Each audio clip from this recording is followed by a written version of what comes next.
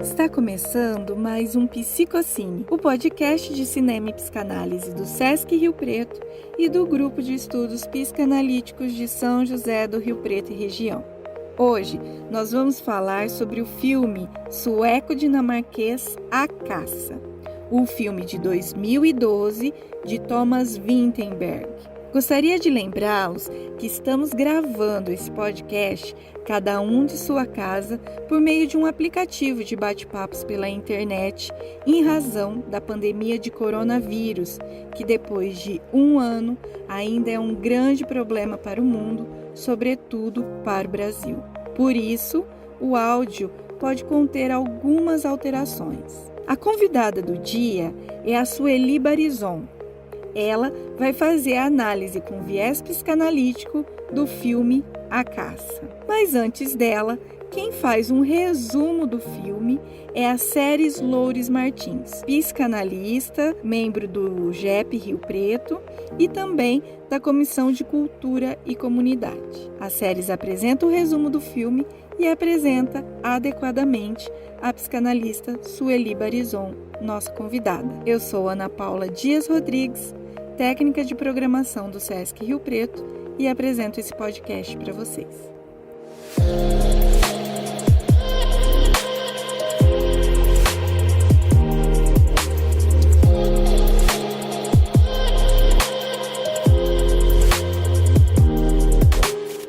O filme A Caça é do cineasta dinamarquês, do brilhante Thomas Vinterberg, que tem 51 anos. Vinterberg é um diretor inovador das técnicas de filmagem, nas quais ele privilegia a crueza e a verdade das cenas. Seu filme mais famoso é Festa em Família, e o outro, também muito famoso, é Tudo sobre o Amor. Esses, entre outros muitos trabalhos que ele tem. O ator principal é Mads Mikkelsen, que faz o papel de Lucas, que é o personagem principal. A atriz Annika van der Kolk faz a Clara, a menina Clara. O ator Thomas Bo Larsen faz o papel de Theo, que é o pai de Clara, que é o melhor amigo de Lucas. A atriz Alexandra Rappaport faz Nádia, que é a namorada de Lucas. A atriz Susie Wold faz Gretel, que é a coordenadora da escola. E a atriz Anne-Louise Hessing faz Agnes, a mãe de Clara. O filme A Caça foi rodado em 2012 e foi indicado ao Oscar como o melhor filme estrangeiro, melhor filme europeu, melhor ator, entre outras indicações. Mas ele ganhou o prêmio de melhor filme dinamarquês. O filme começa com uma cena entre amigos descontraídos nadando num lago no inverno, num clima muito alegre e de amizade. Conta a história de um suposto abuso sexual cometido por Lucas, que é o personagem principal do filme. Esse abuso teria sido a uma criança do jardim da infância, na pequena cidade onde Lucas mora e trabalha na escola como professor. As crianças gostam bastante dele, porque ele é dedicado, divertido e muito brincalhão.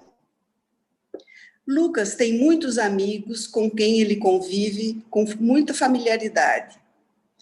Ele está sendo apoiado numa fase difícil que ele está passando, porque ele está acabando de se divorciar. E Lucas sente muita falta do filho, que ficou morando com a mãe. Lucas é uma pessoa muito querida na comunidade, na cidade, por toda a população. Um dia, a menininha Clara, que é filha de Theo, que é amigo de Lucas, de quem Lucas frequenta a casa como alguém da família, a menina Clara conta a Gretel, que é a coordenadora da escola, que Lucas havia mostrado o pipi para ela. Gretel fica indignada e diz que criança não mente, e toma como absoluta verdade o que Clara lhe conta. Gretel cria duas premissas cristalizadas e a leva adiante. Primeira, que aconteceu o abuso. Por quê? Segunda, criança não mente. Clara fez um desenho de coração e deu para Lucas. E também Clara tentou beijar Lucas na boca. Nas duas situações, Lucas se comportou adequadamente como um adulto e disse que aquele desenho do coração, Clara deveria dá-lo a outra pessoa. E disse também que só aos pais Clara deveria beijar com tanta intensidade, daquela maneira. O relato da pequena menina é ambivalente. Ora, ela fala como se tivesse ocorrido realmente. Ora, ela vacila e deixa dúvidas no ar quanto ao fato ocorrido. As suposições de abuso são imediatamente consideradas como fato verdadeiro. Um clima emocional de revolta se instala entre os professores, entre os pais, depois de uma reunião, e em toda a comunidade que fica tomada de indignação e de ódio. Lucas começa a ser acusado de abuso sexual. A polícia é chamada para fazer uma investigação. E a trama do filme se dá na busca de provas que possam esclarecer a situação e trazer à luz o que, na verdade, aconteceu.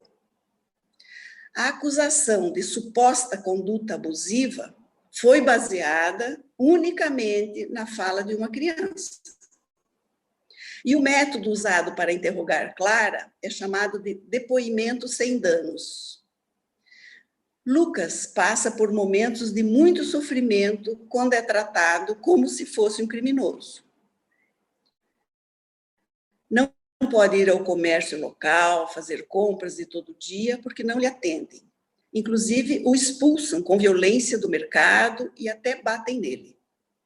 Nádia, que é a sua namorada, no começo, começando a namorar, ele estava se ligando a Nádia, mas ela passa a duvidar dele também. Seus colegas o rechaçam, o maltratam, e ele acaba sendo preso para ser interrogado.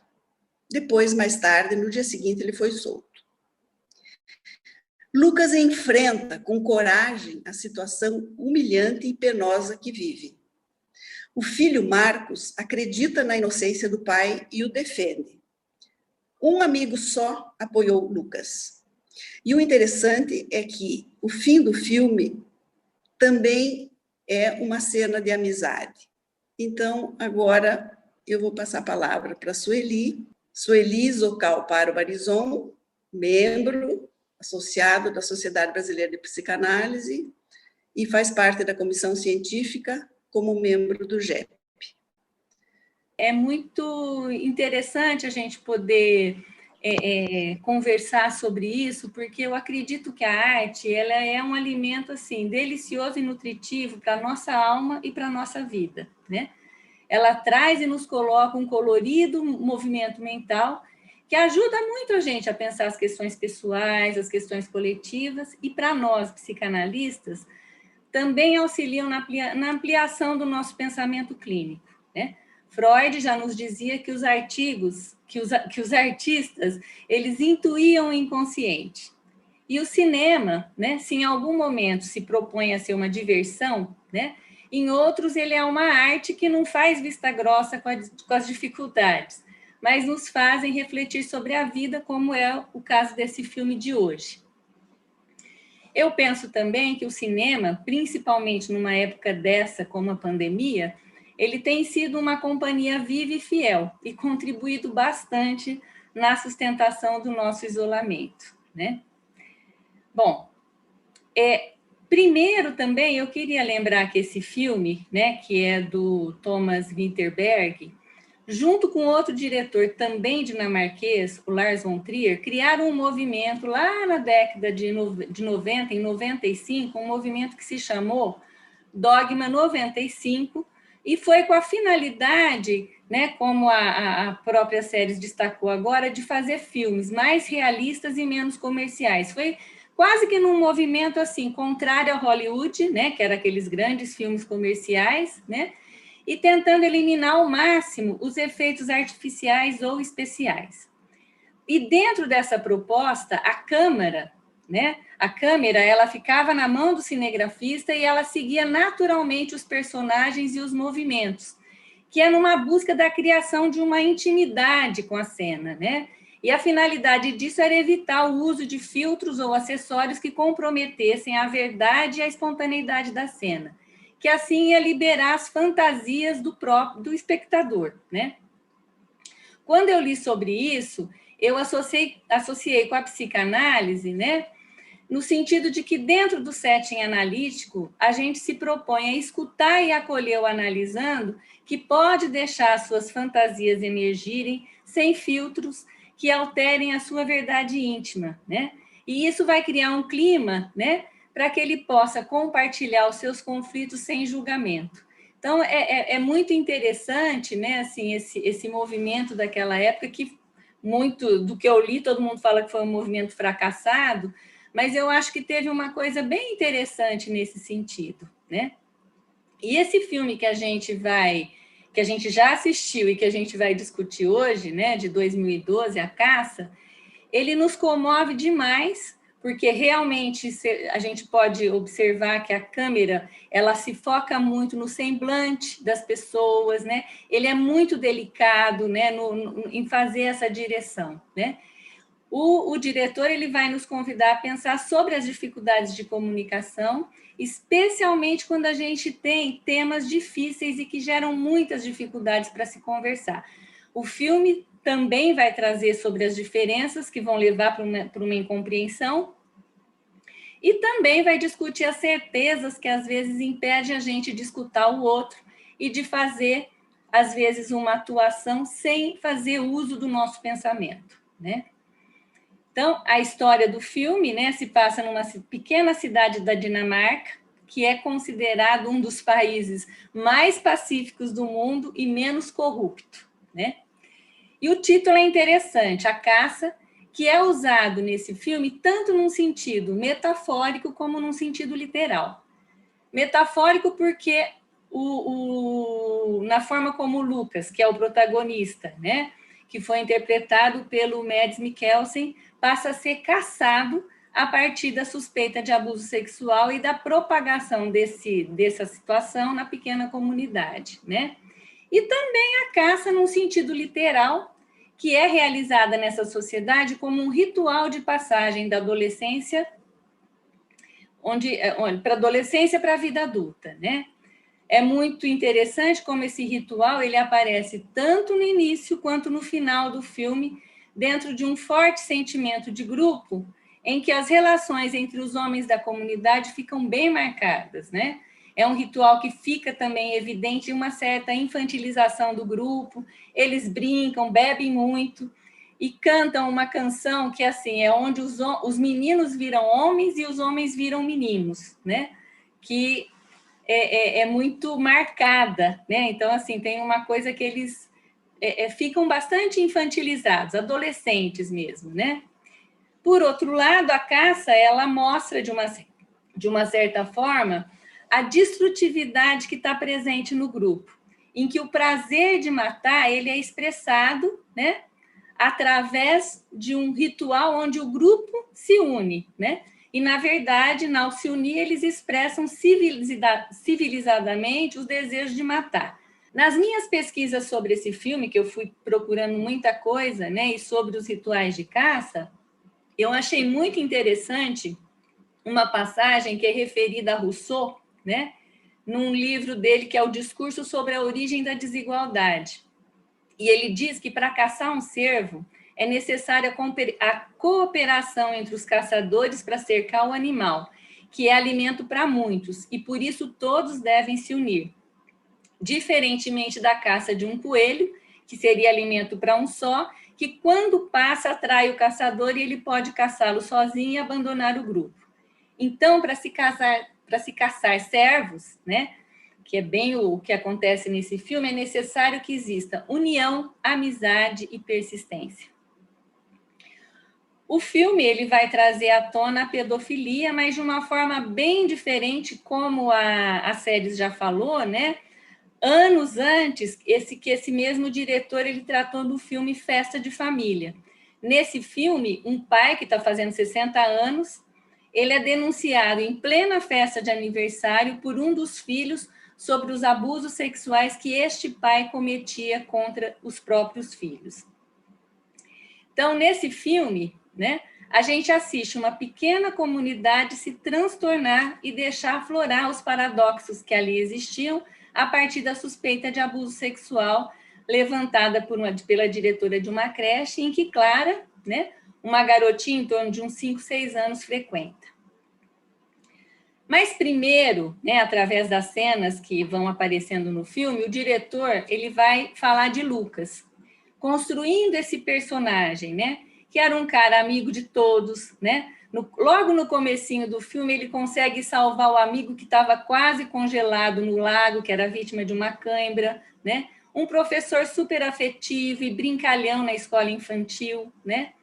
É um paizão, né, que leva o amigo, o pai da Clara, bêbado para casa, é o paizão que leva a Clara para a escola, ou a encontra quando ela está perdida e leva ela para casa. Então, ele tem uma característica, assim, apesar de ser um homem tímido, solitário, ele também é muito solidário com os amigos, em especial com o pai da Clara, né? Muito tímido com as mulheres, mas muito dócil e cuidadoso com tudo, com todos, né?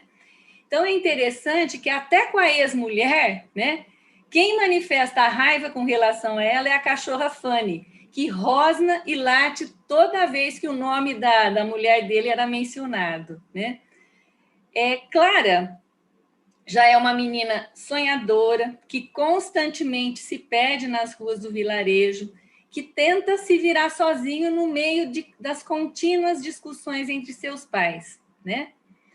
Que você vai percebendo assim claramente o quanto que ela sofre com essa relação, né?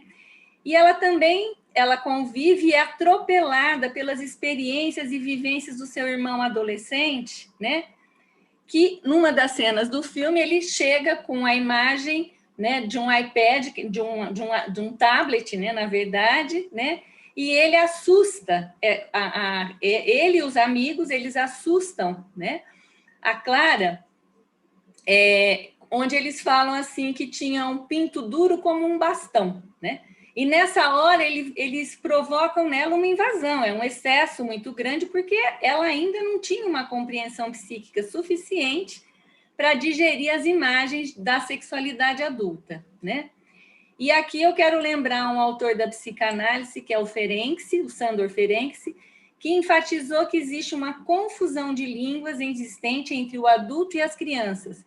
E uma vez que a linguagem da ternura com que qualquer criança se expressa, ela pode ser confundida pelo adulto como paixão e desencadeia, assim, uma situação traumática. Ele chama de uma situação traumática que, em função do excesso, a criança está impossibilitada de processar. Mas voltando para o filme, quando a Clara ela se perde nas ruas da cidade, ela é sempre encontrada por Lucas, que cuida dela, levando-a para casa ou para a escola, tá? E é interessante, uma coisa que depois, no final da nossa discussão, eu quero voltar, que a Clara, ela tem algumas coisas meio obsessivas, né? Então, ela não pode pisar, aquela coisa bem do início da latência, né? Nessa fase do desenvolvimento, ela não pode pisar nas linhas, né? Da rua, enfim, ela tenta sempre evitar as linhas, né? E o Lucas, ele faz um cuidado paterno, né? Que os pais da Clara muitas vezes não conseguem fazer, né? A Clara, ela recebe de Lucas uma atenção que talvez ninguém na casa dela consegue dar, né? Me pareceu que um amor edípico de Clara, que em geral é vivido intensamente nessa idade, foi deslocada do pai, o Theo, para o Lucas, né? E ela, apaixonada, né, em uma inversão dos contos de fada, né, ele é o príncipe que ela quer despertar com um beijo numa brincadeira da escola, né? Porque nessa cena, né, para quem não viu, assim, as crianças estão brincando com o Lucas e ele se coloca de uma forma muito intensa junto com as crianças, né? E ele finge que morre, né? E nessa cena a Clara ela vai em cima dele e dá um beijo, como se ela fosse assim, né? Ela fosse ela invertesse o papel com ele para despertá-lo com um beijo, né? E ela entrega para ele um coração que ela faz, né? No bolso dele, né? Quando o Lucas, né? Depois disso, ele tenta conversar com a Clara, né? Sobre a questão do beijo, com toda a delicadeza, né? E assim, mesmo da confusão de línguas que envolve essa situação, ele diz para ela que ele não pode aceitar aquele beijo, que ele deveria ser dado no pai, na mãe ou em outra criança, né? Na verdade, o coração é que ele não podia aceitar, né? E que o beijo ela só podia beijar os pais daquela forma. Apesar dele ter sido muito delicado, ele não consegue evitar a dor que a Clara sente naquele momento, né? Ela sente aquilo como uma rejeição do Lucas, né? E por não suportar, ela fica tomada pela raiva. Ela sente que a ternura dela foi desprezada. E depois, diante disso, ela nega que tenha deixado o coração no bolso de Lucas na tentativa de lidar até com a fragilidade dela, né?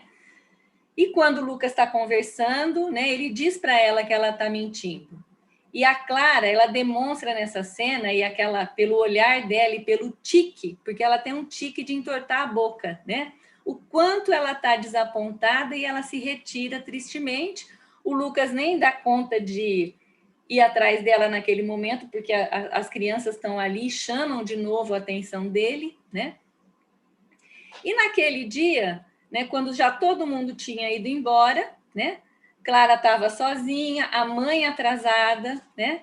E enquanto ela estava esperava a mãe para ser buscada, ela é tomada por uma tristeza e raiva. E aí ela diz que ela detesta o Lucas, que ele é um idiota, um feio e que tem um pipi levantado, né? Repetindo exatamente o que ela tinha ouvido lá do irmão e dos amigos dele, né? Logo em seguida, né, se vocês lembrarem da cena, ela pergunta pela chegada do Papai Noel e evidencia que naquele momento ela está tomada pelas fantasias dela, né? Mas a diretora fica muito desconfiada e surge o fantasma do abuso sexual e da pedofilia, né? E numa atitude até então cuidadosa, ela chama alguém, a diretora, para que possa ajudar a entender o que está acontecendo. E aí ela chama um especialista, que no filme não fala se é um supervisor pedagógico, se é um psicólogo, né? Mas ela chama o especialista para ajudar com a Clara, né? E esse especialista, num clima pouquíssimo empático, né? Ele começa a fazer perguntas para a Clara, né? Partindo de um pressuposto que crianças não mentem. Eu acho que ele conduz alguma coisa que a gente pode chamar de um inquérito que buscava uma verdade que já estava presumida, e deduz no final dessa entrevista que um possível assédio teria sim acontecido. Aliás, esse profissional, ele dá exemplo do que não deve ser feito quando a gente atende criança, né? Apesar de ter um discurso a favor da infância, né? E ele aparentemente se colocar ao lado delas na defesa dos direitos, afirmando que criança não mente, ele vai dando indícios de que ele conhece muito pouco do universo e da linguagem infantil. Ele trata a Clara como uma adulta incapaz, fazendo perguntas sugestivas, induzindo respostas, né? E são perguntas assim: como é que o Lucas fez? Ele tocou em você? Saiu algo branco, né? E essa pergunta foi tão angustiante que fez até a diretora vomitar, né? Então, esse enunciado, né, da diretora da creche, do especialista de que crianças não mentem, né? Eu penso que é um enunciado que remete a gente à primeira teoria que Freud anunciou sobre as histéricas. Ele acreditava que esse tipo de neurose estava associado a um abuso sexual sofrido pela criança por parte dos adultos, geralmente próximos dela. Mais tarde, o Freud ele abandona essa teoria a partir do momento em que passa a duvidar de que todas as suas pacientes histéricas tivessem passado por um abuso. E isso vai levar ele à constatação de que a cena abusiva poderia estar em outra realidade que não é externa, mas sim psíquica, né? Dos desejos edípicos inconscientes. Então, é aí que vai surgir o conceito de fantasia, que tem sim uma verdade, a do desejo e do inconsciente, né? Quando o especialista fecha essa questão, né, e não dá espaço para qualquer dúvida, né, ele dá o seu veredito, né? Então, é interessante a gente pensar que se a dúvida, ela angustia e interroga, né, é ela também que faz a gente se movimentar na busca de uma resposta mais adequada. Ao contrário, a certeza impulsiva, ela põe fim à angústia e, de certa forma, traz uma tranquilidade, mesmo que aterrorizadora. E o filme mostra claramente, fazendo até um paralelo com o nome da Clara, né? Claramente que essa certeza impediu que se pensasse na possibilidade da criança fantasiar, mentir, ter sentimentos que não são tão inocentes, sentir raiva. Parece que foi ignorado que crianças são seres frágeis, que estão se constituindo e precisam de um adulto para que lhes ensine a lidar com a pulsão, tanto agressiva como com as amorosas, né? O que será que fez Clara associar o que o irmão falou com o seu professor? A gente não sabe, mas desde Freud sabemos que as crianças demonstram ter uma vida psíquica e uma sexualidade muito intensa, né? Apesar das qualidades muito diferentes da dos adultos, com desejos e fantasias que não conseguem ser explicados somente pela oposição simplista de verdade e mentira. A ideia da pedofilia, do abuso sexual contra crianças, hoje nos convida a uma grande discussão, principalmente porque esse ato violento, que nunca foi novidade, é muitas vezes transformado em um fantasma e numa paranoia contemporânea, né? A gente pode lembrar que recentemente o caso dessa menina que foi vítima, sem dúvida, do tio dela, mas também de uma sociedade, vamos dizer, hipócrita, que a expôs a ela muito mais do que devia, né? O terror à pedofilia, ele é tão intenso que, em certas situações, qualquer sinal de proximidade, de carinho de um adulto a uma criança, é passível de interpretações bastante perniciosas. Claro que a pedofilia é algo realmente sério, traumatizante, mas esse filme, ele traz um questionamento sobre como a gente precisa ter cuidado quando a gente trata de temas difíceis de abordar, né? Aqui no Brasil, todos se lembram da escola base, isso em 94, em que os donos foram presos e destruídos por uma denúncia de abuso sexual. E apesar deles serem inocentados pela justiça, né, nunca mais eles se recuperaram desse processo. Eu estava vendo uma entrevista que o diretor do filme, né, o Thomas Vinterberg, ele faz um depoimento assim: é claro que o abuso ocorre, já fiz um filme sobre isso, mas acho que existe esse outro perigo, e isso implica em novos sacrifícios, novas vítimas. Essas vítimas não são apenas os homens e, às vezes, as mulheres que são acusados de algo que não foi feito, mas também são as crianças que crescem acreditando que são vítimas.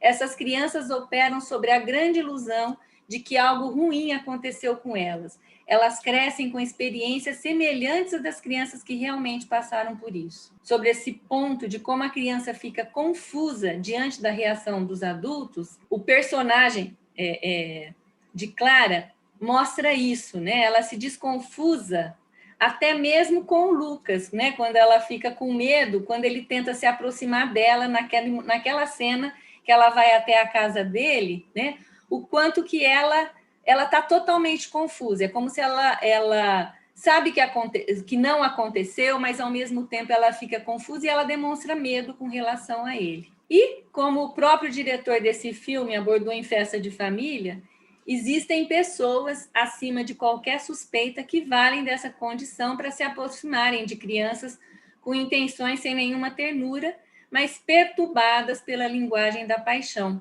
como diria Ferenczi. E é nessa espécie de fio de navalha que no filme, né, que o diretor nos conduz, porque assim as fragilidades, né, verdadeiras do personagem Lucas, ou seja, ele tem mais de 40 anos, ele está impedido pela ex-mulher de ter o filho morando com ele está trabalhando numa creche e parece estar meio fora daquilo que seria um padrão social de um homem bem-sucedido, né? E são fragilidades talvez usadas para se construir uma narrativa em que uma suspeita, uma dúvida se transforma em uma certeza, né? Assim, uma pessoa pensa algo equivocado sobre alguma coisa, uma outra lhe confirma e fala para um outro, e isso se espalha e se emplaca como uma verdade, né? Tem aquele ditado que quem conta um conto aumenta um ponto, né? É bem nesse sentido, né? E nesse caso, o pensamento suspeito, né, da diretora foi como um vírus. Aos poucos ela contaminou todo mundo. Aí eu me pergunto, isso parece conhecido, né? Será que é algo assim que acontece com fake news, né? Que não necessariamente envolve a pedofilia, mas olha quanta coisa a gente está exposto a isso na medida em que a gente lança uma mensagem que a gente nem sabe se é verdadeira ou não, né? E o quanto que isso pode trazer questões para a pessoa envolvida. Mas também nesse filme, né, chama muita atenção a facilidade com que a acusação é recebida por todos na comunidade, em que até ontem o Lucas era um bom companheiro, né? Apesar desse filme ele não focar no processo judicial, existe uma negação em dar a palavra a ele, né? E nesse sentido, a cena da diretora fugindo dele da escola, não querendo ouvi-lo, né? Porque ela já tinha a verdade dela, foi assim exemplar, né?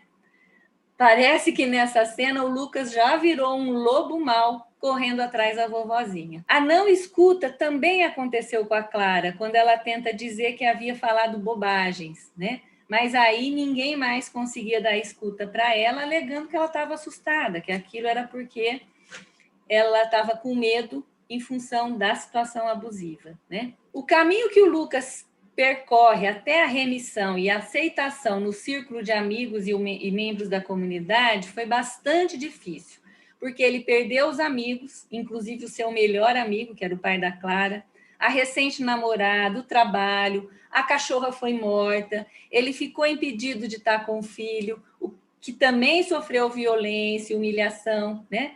E me parece que foi pela insistência em permanecer na comunidade, porque eu penso que talvez seria mais difícil ainda ele perder mais esse lugar de pertencimento, né?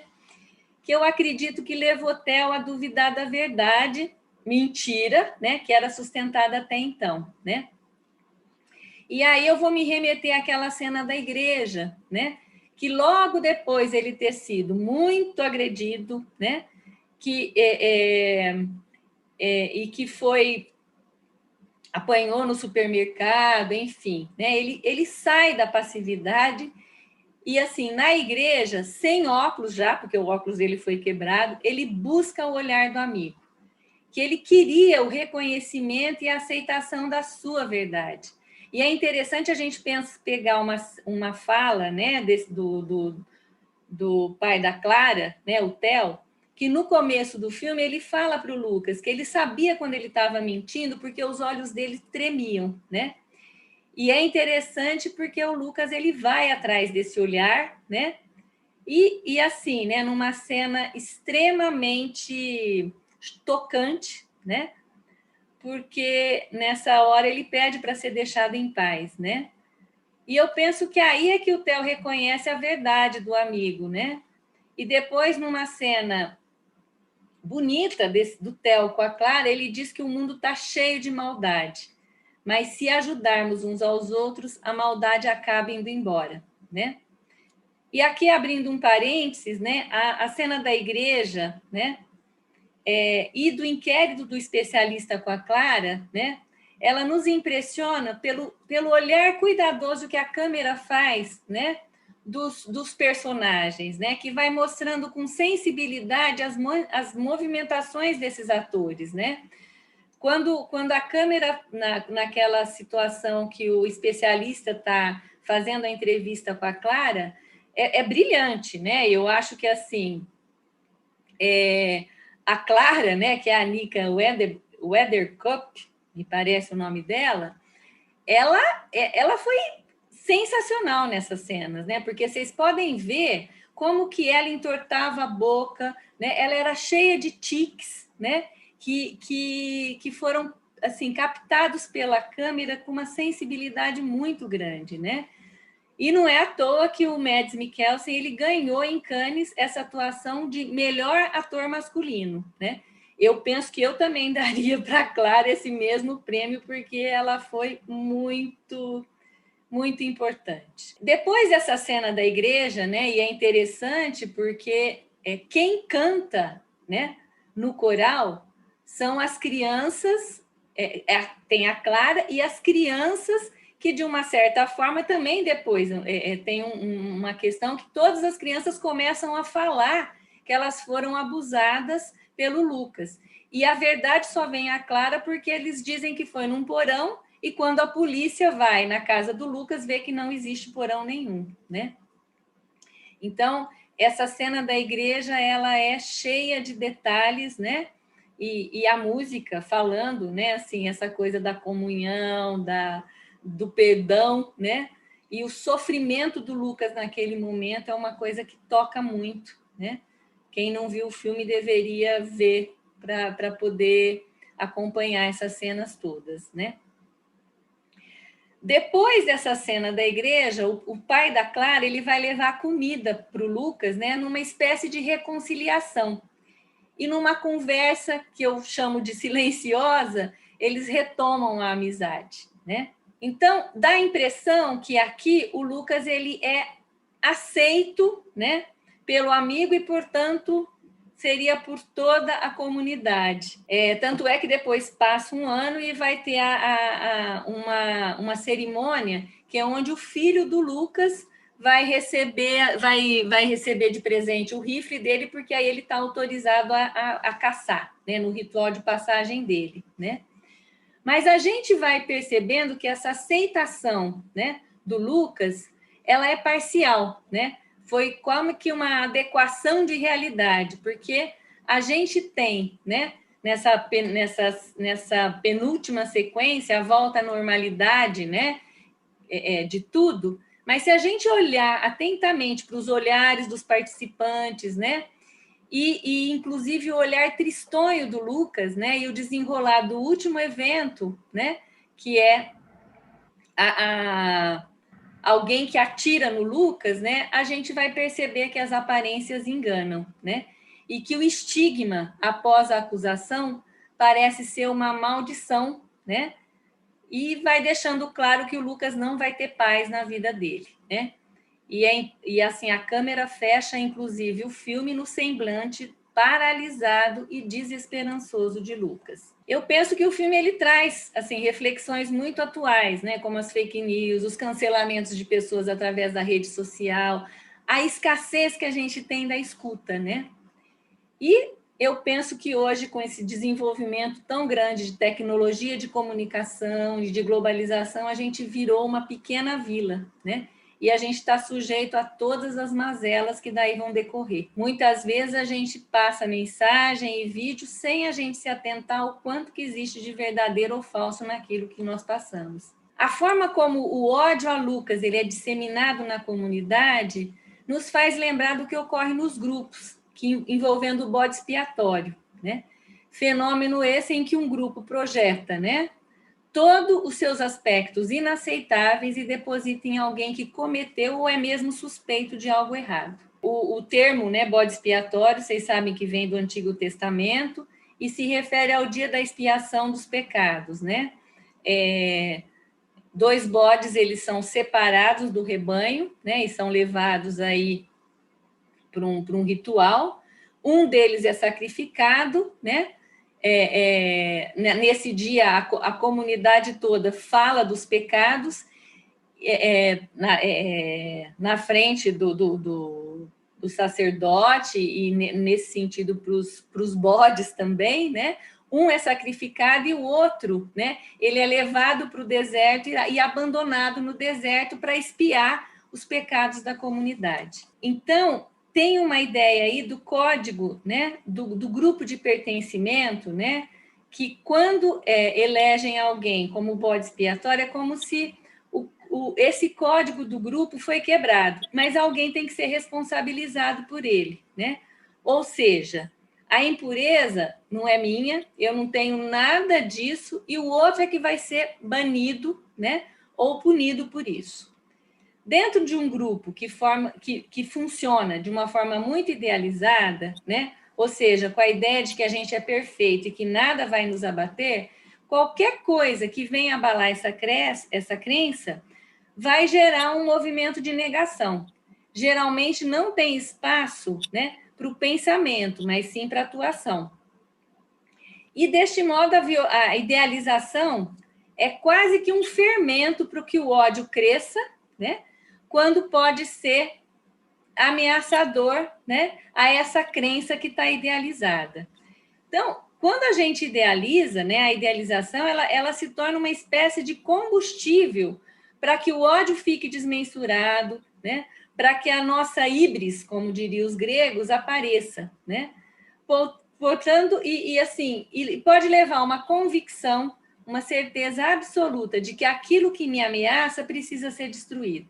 Aí pode ser que o ódio traga até um certo prazer no sentido que, odiando a pessoa que errou, aquele que odeia sofre uma espécie de purificação que vai livrar de todo o mal. Ou seja, ao odiar aquele que eu acho que está errado, a pessoa que errou, eu me livro desse mal, né? Eu me purifico. Ao mesmo tempo, né, quando dentro de um grupo que funciona desse modo, regredido e idealizado, o ódio por aquele que deu um passo em falso, né, vai se tornar justificado exatamente porque ele, de certa forma, ele atacou a idealização do grupo e dos membros que o compõem. Nesse caso, alguém que errou precisa ser eliminado, né, excluído para que o grupo recupere a sua idealização. Bom, só para finalizar, eu gostaria de fazer um apontamento, né, sobre as linhas que não podem ser ultrapassadas, que foi expressa pela personagem Clara, né? Inclusive, em uma das últimas cenas do filme, essa questão das linhas vai reaparecer, né? Lucas, ao se reencontrar com a Clara, ele observa que ela está com dificuldade de atravessar uma sala que tem um piso todinho quadriculado, né? Ela está indo ao encontro do pai e ela tem que passar por ali, né? O Lucas, ele diz para ela que tem caminhos que se deve evitar e que aquilo não parecia fácil, né? Nesse momento, ele pergunta como é que ela está, tem uma troca de olhares muito intensa, significativa, e ela diz para ele que não sabe como passar. E me pareceu que ele, num gesto muito generoso, pega e carrega ela no colo, fazendo a travessia das linhas com ela. Quando ele pega, né, ela fica tensa, né? E depois ela se entrega a um abraço, né, indicando, me pareceu, que algo foi resgatado entre eles, né? E assim eles se despedem. E aqui quem observou isso, né, notou que o tique de entortar a boca dela já não aparece mais. Então, através das linhas que não podem ser ultrapassadas, me parece que o diretor ele trouxe à tona a ideia de que tem uma linha muito tênue de demarcação entre normalidade, patologia, fantasia e realidade, verdade e mentira, homens e meninos, cidade e floresta, a caça e o caçador, né? E essa linha é sempre incerta. Então fica, né, a pergunta, né? Será que essa linha seria uma espécie de fio da navalha? Essa então foi a análise psicanalítica da Sueli Barizon sobre o filme A Caça. Ela recuperou aí toda a linha narrativa do filme, ficando muito fácil de acompanhar e trazendo um assunto muito importante contemporaneamente, que é o linchamento social, a cultura do cancelamento. A seguir, a gente ouve algumas colocações que foram feitas no momento do encontro e algumas perguntas. As séries, ela fez 2 colocações aqui no chat, dizendo que a teoria da fantasia da Melanie Klein está demonstrada no filme, nos relatos de Clara e depois na fantasia dos adultos. Ela completa depois lá, mais abaixo, deixa eu só chegar aqui, dizendo que o filme também alude às circunstâncias da horda primitiva, onde o grupo poderia eliminar um indivíduo, como se fosse o grande culpado. Eu penso que todas essas colocações, elas realmente fazem, trazem muita coisa que enriquece mesmo, né? O filme, eu acho que dá para a gente pegar por aí, por várias situações, né? Dentro daquilo que eu pude fazer, eu fui optando, né, por essa forma de dizer, mas eu acredito também que todas essas coisas levantadas, eu acho que dá para a gente fazer uma interpretação do filme, sim, porque ele é muito rico, né? Dá para a gente pegar por vários aspectos. Então, eu penso que são, assim, dá para a gente trazer muita coisa mesmo sobre essas situações. Então, primeiro, queria agradecer a Sueli, que foi muito, muito bom, Sueli. Agradecer as séries também, a você, né, Ana Paula, enfim, a vocês todos. Eu queria levantar um aspecto que, no fim, quando eu perguntei, depois a Sueli tocou e falou sobre isso, mas que eu acho essa questão de quando as pessoas se acham no direito de serem absolutamente más com quem consideram más, né? Quer dizer, é como se o julgamento ao outro de algo considerado como maldade, em geral, desperta nas pessoas essa sensação de que com aquela pessoa se pode ser o pior, né? Sim, sim. Como se fosse uma liberação da agressividade, da maldade humana, num certo sentido. E eu penso que isso, queria que você falasse um pouquinho mais sobre isso. E fiquei pensando também na questão das crianças, porque para elas, realmente, fantasia e realidade se confundem o tempo todo, né? Uhum, então, essa era uma questão para a Clara. Eu acho que a Clara, para ela, não era claro se aquilo era uma história inventada, se aquilo era uma realidade, se tinha se passado ou não. Ela dizia, eu acho que eu me esqueci. Enfim, a criança, de fato, confunde. Aliás, não só a criança. Isso é um aspecto importante, né? Fantasia, muitas vezes, nos parece mais real que realidade, a todos nós.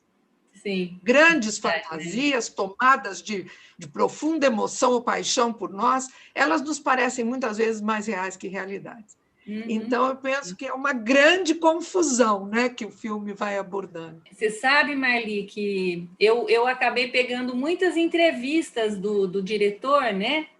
E é exatamente essa questão da fantasia que você está falando, porque para ele fazer esse filme, você sabe que ele contou a história, né? De que ele, quando ele fez Festa de Família, né? Que fez um sucesso muito grande, né? Um psiquiatra que morava no quarteirão de trás da casa dele foi lá e falou que ele precisava fazer um outro filme e entregou um calhamaço de coisa para ele que tinha a ver com uma história exatamente de uma acusação imprópria, né? E ele falou, tá ok e tal, mas ele pôs num lugar lá e ele esqueceu. 8 anos depois, ele precisou de psiquiatra e ele falou, eu vou lá nesse psiquiatra para ele me atender. Só que aí ele falou assim, não, eu vou ter que dar uma olhadinha no que ele escreveu para eu poder, pelo menos, falar porque que eu não fiz o filme e tal. Aí, a hora que ele pegou, ele falou, nossa! Aí ele falou que aí ele se encantou, né? Mas exatamente isso que você estava falando, né? Que quantas crianças, às vezes, elas crescem, elas não discriminam a fantasia da realidade, elas crescem achando, né, que que aquilo realmente aconteceu, né? E isso é uma coisa muito complicada, porque até isso se desfazer é algo, assim, se é que desfaz, né? É algo muito difícil, né? Então, assim, esse cuidado mesmo, né? E essa coisa, como é fácil tacar pedra, né, Marli? Eu acho que essa coisa que você estava falando da agressividade, bastou um jogar, pronto, parece que é uma coisa que contamina, né? Essa coisa que eu falei do vírus, né? Aí parece que está todo mundo contaminado e é um ódio que não se pensa, né? Não para pensar, ele é só um ódio atuado mesmo, né? Então, essa coisa do jogar pedra, que é muito fácil, né? Sempre me impressionou essa contaminação criada pela agressividade. Aliás, vários sentimentos. Medo contamina profundamente a quem está ao redor, e raiva contamina a ponto das pessoas quebrarem um bar, e se você perguntar, mas por que você estava brigando, a pessoa não sabe explicar. Sim, né? Sim. Então, é muito interessante essa contaminação de alguns sentimentos, né? Gente, adorei. Sueli, está muito legal a sua apresentação, foi muito gostoso de te ouvir. E você me reportou a uma experiência de uma situação que uma vez eu vivi, de uma pessoa com uma filha pequenininha, né? E aí ela virou para a mãe dela, falou: mãe, quando eu crescer, eu posso casar com o papai? Aí a mãe falou: não, filha, você não pode casar com o papai, porque é seu pai. Ah, então eu posso casar com meu irmãozinho, né? Não, você não pode casar com o seu irmãozinho é seu irmãozinho, então eu vou casar com meu outro irmão. Não, filha, é seu irmão, você não pode casar com seu outro irmão. Aí ela virou para a mãe e falou assim: mãe, mas eu vou casar com alguém que eu nem conheço? Né? Uma pessoa estranha, não é verdade? Né? Sim. Então, me lembrei da Clara, né? Da paixão da Clara, né? Pelo professor, né? E como era uma paixão, né? Que ela só poderia ter essa paixão, né? Pelo esse professor maravilhoso que ela tinha, né? E essa linha tênue que você estava trazendo, a Marli trazendo, né? Da realidade interna, da realidade externa, não é? Do mundo fictício, da fantasia, da realidade, o que é fantasia, o que é realidade, e como que no filme eles foram tomando a fantasia como uma coisa factual, né? Sim. É interessante como não coube espaço, inclusive até no inquérito, né? A Clara foi invadida pela mente do inquisitor, né? Ele não deixou espaço para a mente dela vir, para a fantasia dela desabrochar e vir à tona, né? Mas ele invadiu a Clara com as ideias dele, não é verdade? E ele deu uma continuidade, ele queria dar uma continuidade àquilo que ele pensava, né? Sim. Então, é uma colocação assim que eu queria fazer. Sim. Obrigada, Ângela, mas realmente, né, são pessoas que se colocam, né, como dono da verdade mesmo, né? E assim, ele não deu nenhuma possibilidade, assim, né, de pensar em qualquer outra coisa. Ele foi para investigar um fato que ele tinha certeza, né? Então, penso que e isso muitas vezes acontece. Né? E eu acho que uma das questões da psicanálise, eu acho que é essa, que como que a psicanálise dá abertura, né, para esse universo interno, para esse universo de fantasia, a receptividade, não é? O acolhimento para todo esse universo, né? Isso também é interessante, que o que não aconteceu no filme, né? Aquela cena, né, que eu falo da diretora correndo dele, né, no pátio, assim, ele já era um monstro, né, assim, a pessoa que ia comer todo mundo ali, né, assim, bem nessa coisa, já que a gente está pegando os contos de fada, né, a Bela Adormecida invertida na Clara, ele ali virou o lobo mau, né, Então, penso que realmente são questões muito sérias. Eu queria levantar uma questão que eu acho que os filmes suecos, dinamarqueses, eles fazem muito isso com a gente. Eles pegam um tema e apresentam uma inversão do que normalmente seria narrado sobre esse tema, né? Então, é uma situação extremamente delicada. A gente sabe que o abuso infantil é muito comum e ele é muito mascarado, né, dentro das famílias.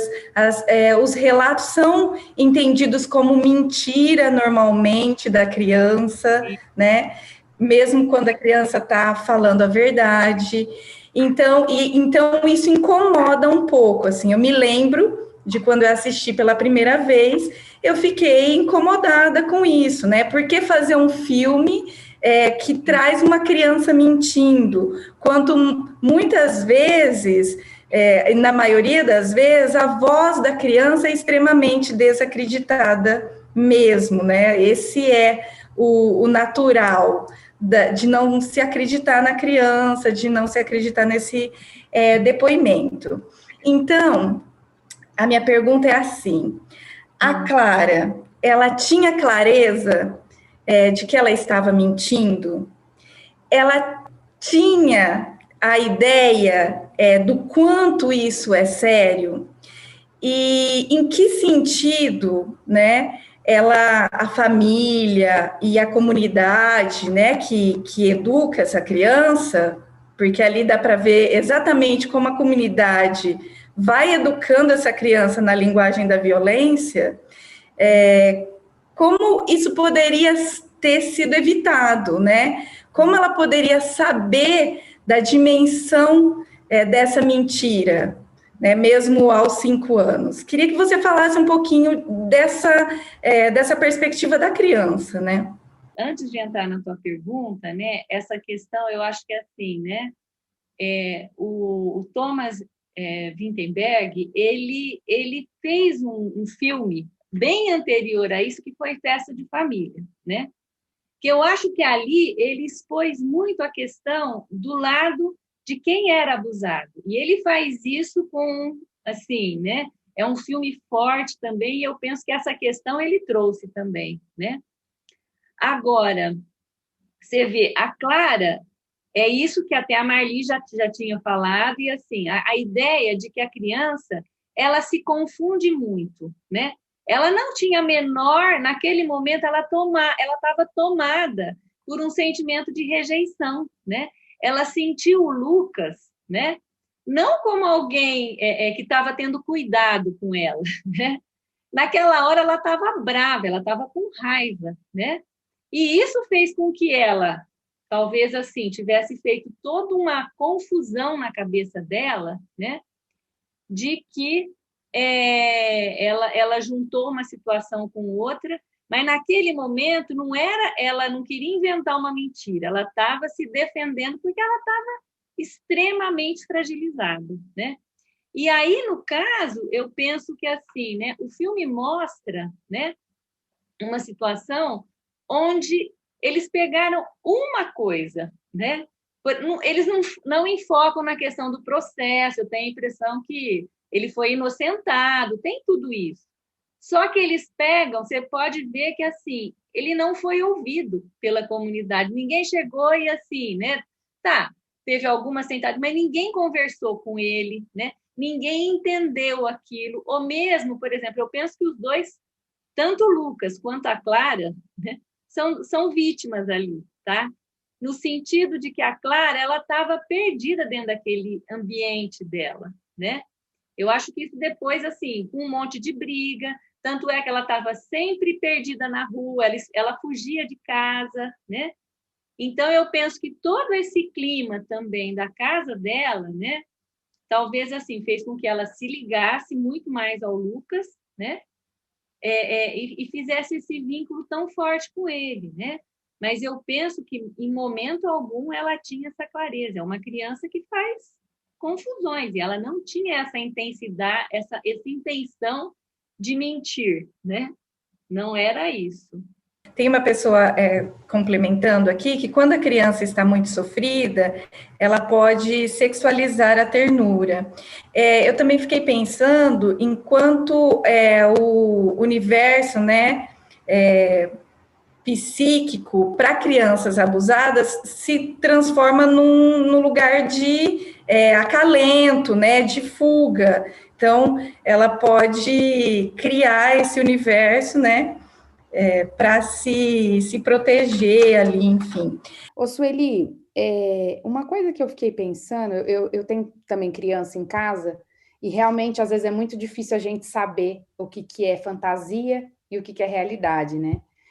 E eu não sei, as experiências que eu tenho aqui em casa é de que sempre tem uma tendência mais verdadeira, porque eles costumam trazer uma certa verdade na fantasia. Não sei se eu estou sabendo me expressar muito bem, mas, claro, existem algumas que são muito fantasias, que a gente sabe que não é, né? Mas existem algumas que ela vem como uma verdade meio fantasiada, né? E a gente, como adulto, parece que saca bem isso. Mas uma coisa que me chamou a atenção na Clara, quando ela faz a mentira, é por que ela escolheu esse tipo de mentira. Uma criança escolheria esse tipo, né? Claro, ela não teria a dimensão do resultado que isso daria. Mas eu fiquei pensando, por que não outra mentira, né? Por que pedofilia, né? Claro, ela não sabe, mas enfim. E uma outra questão que eu observei bastante no personagem do Lucas é que ele, o tempo todo, eu achei ele muito passivo, né? Tanto que em alguns momentos eu até falava, gente, será que pode ter sido mesmo? Será que em algum momento do filme vai aparecer algo que vai mostrar que ele realmente tinha aí uma culpa no cartório, né? Porque eu achava ele muito, como se ele estivesse aceitando aquela acusação, né? Assim, eu não vi em nenhum momento ele muito revoltado, tirando aquele momento da igreja, que até então não é tão revoltado, não estava tão revoltado perante a acusação, né? Sim. Então seriam essas duas dúvidas que eu fiquei.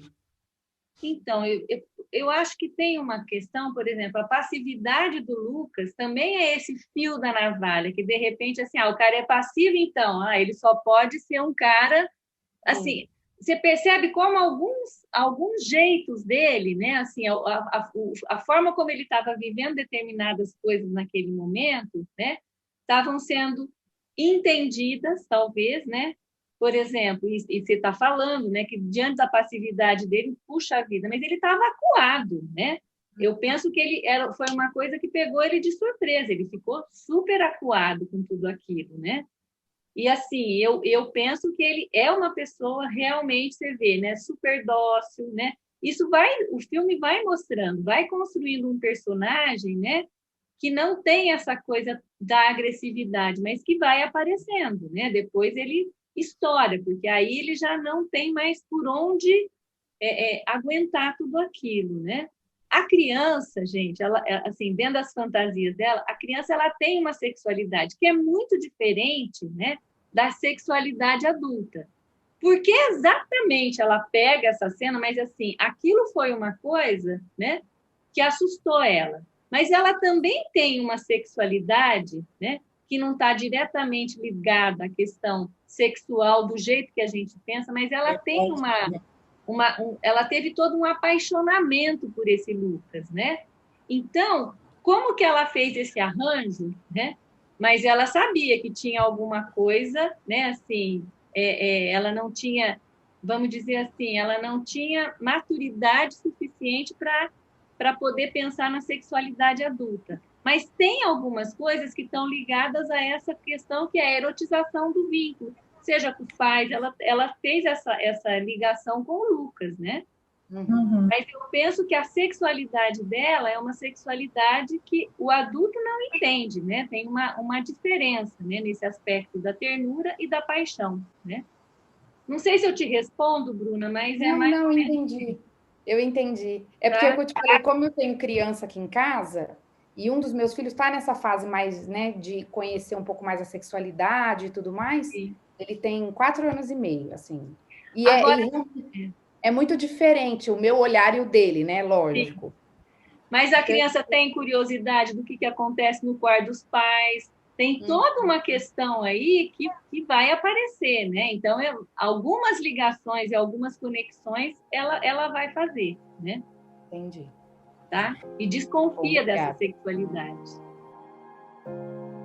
E assim, encerramos mais um episódio do Psicocine. Hoje falamos do filme sueco-dinamarquês A Caça. Fica como dica para assistir e acompanhar o filme Aos Teus Olhos, de 2018, de Carolina Jabor, um filme nacional com temáticas e abordagens parecidas a esse que discutimos aqui hoje. Para saber sobre mais eventos sobre psicanálise, siga o JEP Rio Preto e região nas redes sociais. Também procure os perfis do Sesc Rio Preto nas redes sociais para saber sobre mais assuntos de arte e cultura em geral.